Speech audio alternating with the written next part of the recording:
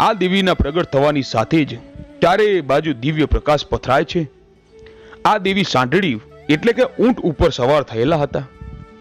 આ દેવી જ મહામાયા મોમાઈમાં વિષ્ણુ ભગવાનના મોંમાંથી નીકળે એટલે મોમાઈમાં કહેવાયા. ત્યારે મહામાયા મોમાઈ કહે છે કે હું બધાને વશમાં રાખું છું.